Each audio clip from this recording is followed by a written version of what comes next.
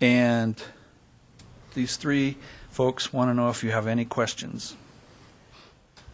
Dan? Dwight, two things that came through on your list of, I guess, I don't know if problems or whatever, but what was the geocaching problem? Oh, well, geocaching is, if you don't know what that is, it's where you hide items of various sorts in various places, and people try to find them. And it gets complicated. Sometimes it's really simple. And one of the, before GPS came out, or GIS, GPS, the thing was to bury these items, and what it required was digging them up. And so for parks folks across the country, it was a real problem.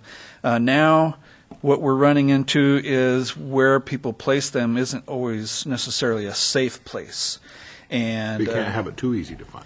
well, but we don't want anybody to get run over. And in this particular case, it was hiding stuff under a bridge that when it floods would I mean, hopefully people wouldn't go under there at that time, but high water would be extremely dangerous. And so talking with our former city attorney and going through lots of research, basically the bottom line is if we see something that's unsafe, that we can deal with it, but otherwise, unless they're doing damage, we just let it be. So do you have some sort of policy to people to come and ask if they can, or are they just It just hide it really as they- wouldn't mean anything just because try to there's be so much safe? out there and it's so secretive. I mean, and it's usually really nothing. Oh yeah. But just sometimes somebody will call and say, "Hey, I found such and such," and wanting to know if that was okay. And what's a pump track? That Pump was my track. question. Well, pump track, they have one a track. It's constructed over at PCI now. It's basically it's sort of like a skate park, but it's for bicycles So like a and BMX gravity thing, or- gravity fed.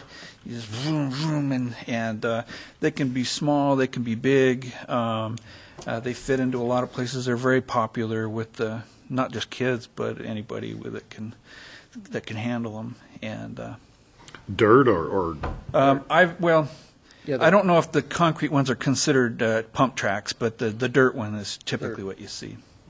okay. Okay. Thanks. Like a motocross. Very good. Walter?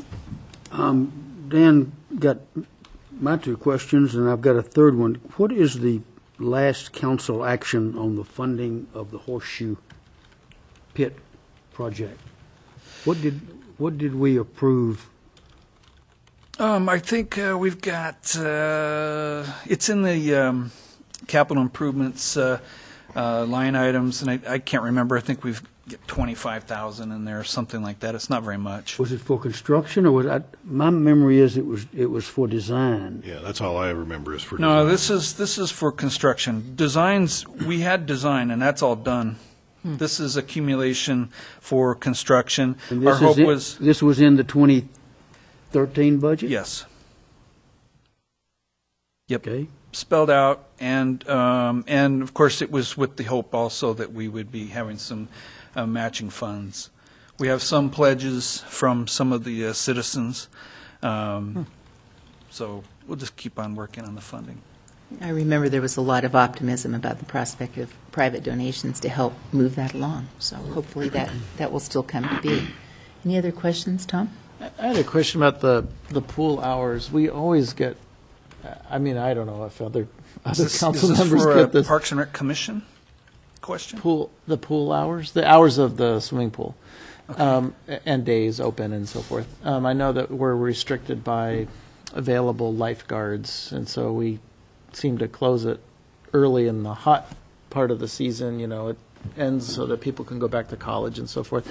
But it seems like it doesn't open until noon, and yet on days like today, it's hot in the morning. Is it? Well, I know, but I don't think we're using the whole pool. So I guess what I'm wondering is there any opportunity? You know, I thought about it today when I saw the city send out an alert about heat, and I thought, well, maybe we should open the pool a few hours earlier because perhaps it would be, you know, a nice thing to make it available earlier, but, I mean, we can't probably do that at the drop of a hat, but maybe we could, I'm just wondering, can we open the pool earlier? Not tomorrow necessarily, but just Not without cutting some programs. because of the We the have- cost of staffing it. This is, ironic, the timing here, but this is the only week of the summer that we don't have lessons and other things going on in the earlier part of the day. I see. This week, we I could see. have, if we'd had enough time to have secured the lifeguards and make sure we had things staffed right, we could have. So observances that people have this week of the pool being empty up until noon is the fact that we didn't schedule lessons. Didn't this know it was week. going to be And we 104 don't- degrees today. And we don't have tomorrow. the staff. Yeah, We don't have yeah, the just, staff, yeah. So I saw your email, and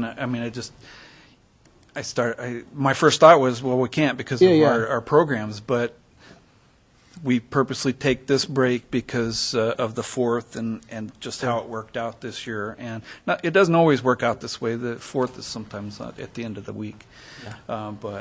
Yeah. Okay. And people, if you're watching the news, a lot of the problems that they're having with the heat are the people at the pools. So Yeah.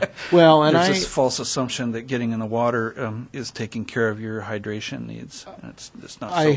I hear from a lot of parents, particularly at the end of the summer. I don't like calling it the end of the summer, but the end of the summer break, where there's still time out of school, and we can't go to the pool because the lifeguards are all back to college, and so, we always have this sort of Yeah. balancing act between staffing it and. If you watch the stats, it's proven year after year after year, the amount of people that show up at the end is pretty small, even when it's really hot. It's sort of like skiing at the end of the ski year, a nice snow year. People still they're just tired of it at the end. All the activities start picking up for the schools. There's those that do want to. I'm not discounting that. And last year before, we were actually able to put together enough lifeguards to minimally staff it, and we brought it to council, and it died at committee. Okay. So Must not have been Tom's committee. Must not have been. So if we had staff and the money while programs are happening, another part of the pool could be used for open swim.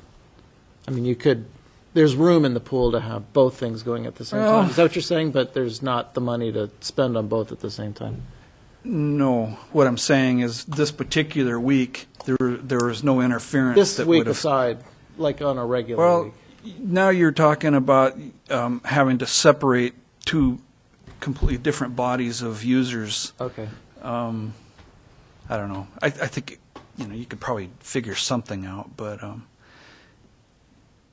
Get your WSI, then you can. I've let it lapse. Wayne? I was Wayne? only allowed 4 minutes for this presentation. Wayne has a question for you, too. Well, thank I you. just want to make sure Tom's finished here. I'm done. I just wanted to figure that out. We've discussed that issue 3 or 4 years in a row, but I seem to remember you saying that this year that's not going to be an issue because of the way the scheduling is, that we won't have that week problem. At the end, Seemed like we talked about that last year. Okay. I haven't had the discussion. Doesn't mean it didn't take place. Eric schedules that. We have yet to have a year where there's not an issue at the end. It's university. Check this year. I think Eric said something about the way the scheduling is following, that this year that won't be an issue. I could be wrong, but I seem to recall that. If it wasn't an issue, then we would be scheduled open. Yep. Okay. Well, we thank you for the report. You're welcome. You serve the Parks and Rec Commission well. We appreciate Thanks. that. Thank you.